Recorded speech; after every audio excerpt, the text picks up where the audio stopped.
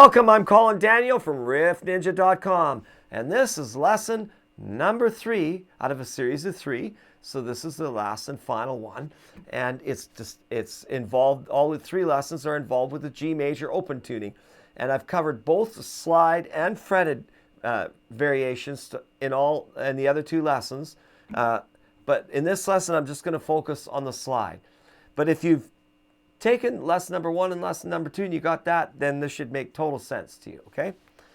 And in both the other lessons, I talked about the 1, 4, 5. You know, I got 1, 4, and 5, G, C, and D. And now I'm just going to point out how I like to take the 1, 4, and 5 and the octave that I talked about in lesson number 2, and I'm going to pick some strings out in that chord to create arpeggiation and more musical interest, creating different rhythmic structure. There's, I showed you a really basic 12 bar. I'm going to go over it now and show you that you can pick through this chord and you can create little riff or single note lines out of the chord. And this all comes from knowing the chord, right? And knowing what's in the chord. The way we've got our guitar tune can affect that too, of course. I don't want to go into a super deep theory lesson about it, but one of the, or 2 of the most important strings for you are where you have the only and 1 major third. You see we have a D, we have a G, we have another D, we got a G, but then right here on the 2nd string we have a B. That's the major third. That's hugely influential in the G major chord. Really important. So on the 2nd and 3rd string, which is what I'm going to focus my first idea on, to give you a couple ideas and show you how to kind of have some fun with the tuning that we have with the slide. And maybe at the very end I'll tuck in a little bit of fretted stuff too. But my main concern here is the slide and learning to slide up and get on pitch, and then being able to develop a picking pattern. We'll start with something simple, just the 2nd and 3rd string, and I start on the 3rd string. And the reason why is because this 3rd string is my actual root. The 2nd string is the 3rd harmony, in this case major 3rd. Now if I play it open, just open the way it's tuned, that's G major 3rd, and so is it at the 12th fret. G major 3rd, right?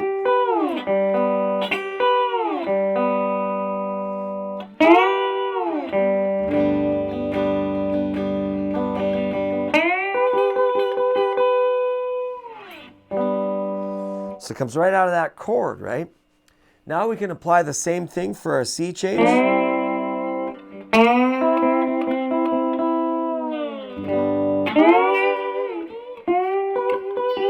And I'm just down up picking it, right?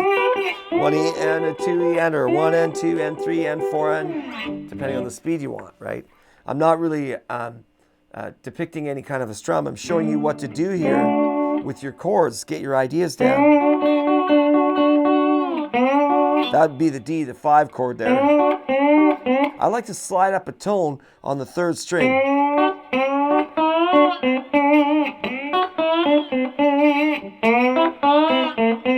So that's all I'm doing there. I'm sliding up a tone. I'm using the 2nd and 3rd string. There's my root, D. Below it is C.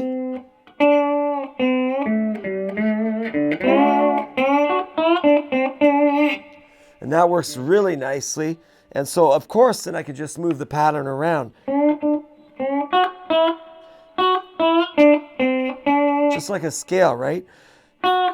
So basically my slide is playing the note that should be played, like, because I'm not really pressing down on the fret, right?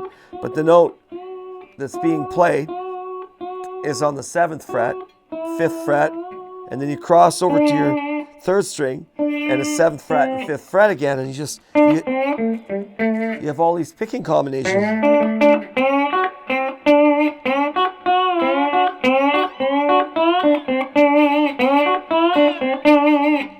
that's off the D, but it's also in the key of G major because it's G and D are 1 and 5, right?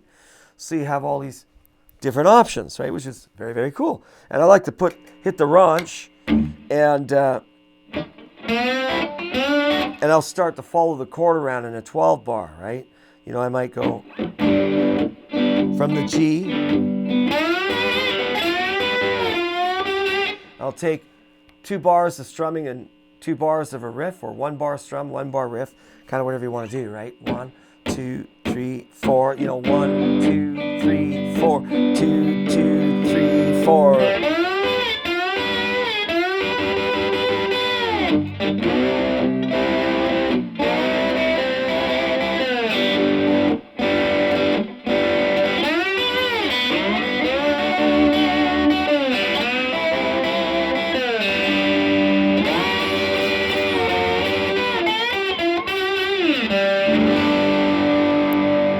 Yeah, and you get there's so much you can do with that. I mean, wow, it's very cool. Just with that framework alone, if you were to learn, get better with your picking stroke by practicing a down up stroke, because that's what I'm utilizing here to.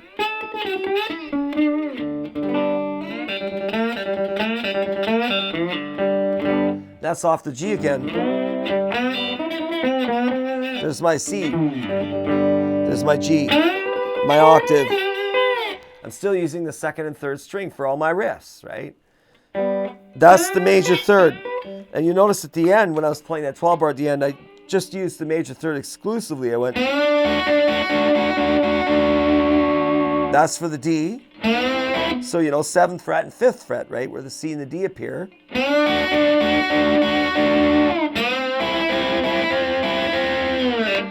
Back to the open G and the upper octave.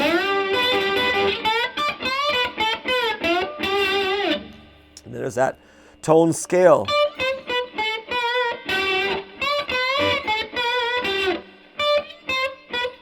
You know, now I'm using the 1st string. You have to be creative with it. That's just the 1st string, right? So 1st string, 12th fret, 1st string, 10th fret.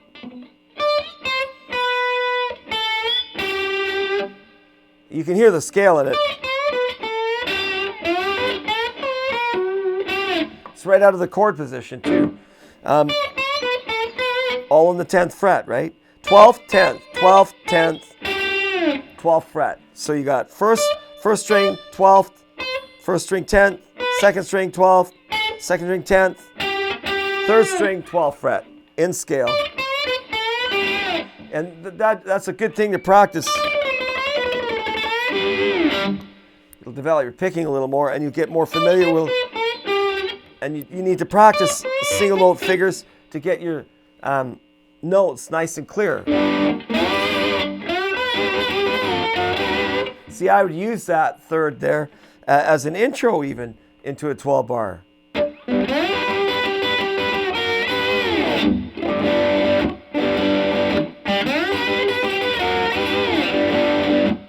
Now go to the C.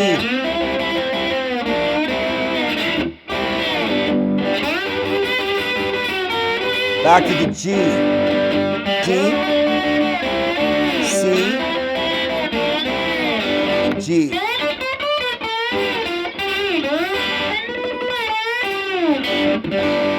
All right. How about that for fun, eh? And just one more little tidbit of information. I promised you at the very end I'd show you one more fretted thing that I like to do. And this is my reason again, just reminding you, because I saw a lot of comments about why I put my slide on my bad finger. And I've just given you a bunch of reasons. And you might find it works better on another finger, and that's okay too. But this is what I like to do, and this is the reason why I like to do it. And if you don't like this way, then you got to figure out another way, right? But the same techniques and approaches apply to whatever finger you're putting it on, okay? So just keep that in mind as far as the slide goes. Now, I like to use this boogie-woogie shuffle pattern thing, which is very popular. It's an interval. meaning a two-note harmony. It takes place of a chord, but it's just technically an interval. So I'll get that going. And this is, if I'm tuned here to D, like this string is tuned to D, then this is E, then this is F, and this is G, right? And since I'm wanting to be in the key of G, and this is my G chord, open, now I'll first play the boogie-woogie in G, but then I'll use the slide to answer for the riff.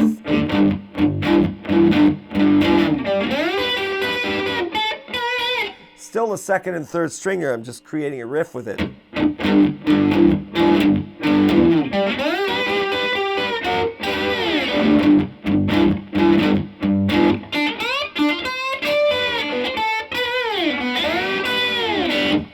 Now we got to go to our four chord. Back to the G chord.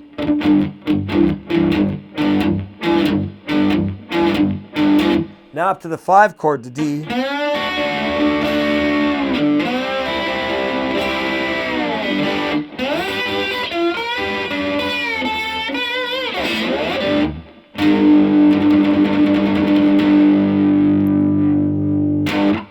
So there's a little example of how I use and why my slide sits on that bad finger. And it's so I can reach things like that. And I hope you found this really informative. And if you'd like to learn more about the slide, you should come and check out my slide course at riffninja.com. Thank you for your time. Hope this has helped you immensely. We'll see you soon.